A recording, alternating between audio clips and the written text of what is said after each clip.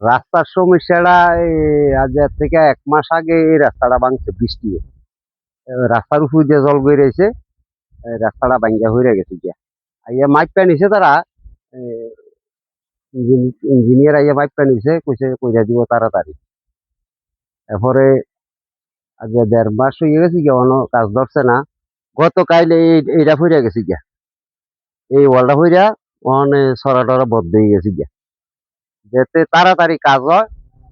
এলাকার মানুষ রাস্তাটা গেলে গেলে এলাকার মানুষ চলাফেরা করতে কষ্ট হইব গাড়ি ঘোড়া চলতে পারতো না আর ওই এদিকে আমরা মসজিদের এই পাশে একটা ভাঙ্গা পড়ছে গাড়ি ঘোড়া আইতে পারে না এটারও তো তাড়াতাড়ি করে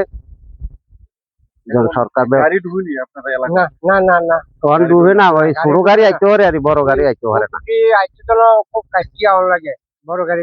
যেতে তাড়াতাড়ি কাজ হয় কোনো গাড়ি এই রাস্তাটা এখানকার করে একটা উঠু কেউ হয়ে গেছিল গা তারপরে মানুষ আবার নাইমা যাইয়া টাকদা খেলাটা ধরছে আর কি একটা অবস্থা আছে এই উঠুটার এই বিষয়গুলি স্থানীয় পঞ্চায়েত তারা জানেনি। তারা তো দেখে যারা তো জানে আর এটা তো কালকা হচ্ছে এটা তো মাইপা নিছে যে তারা জানছে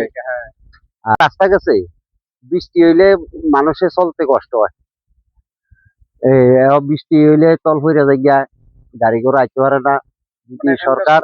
যা আছে রাস্তা গ্রামীণ রাস্তাগুলো কতক্ষণ বেহাল বেহাল আর এই জায়গাটা যদি একটা ওয়ালের ব্যবস্থা করে দেয় এই আমার দোকানদার দক্ষিণ দিকে যে রাস্তাটা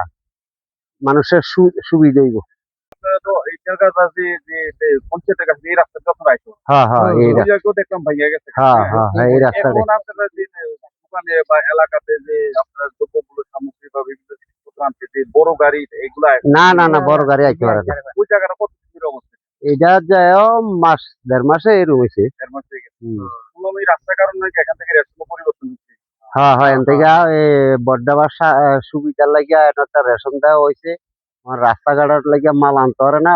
আরেকবার ক্যালকাটা কালীবাড়ি গেছে গিয়া পঞ্চায়েতটা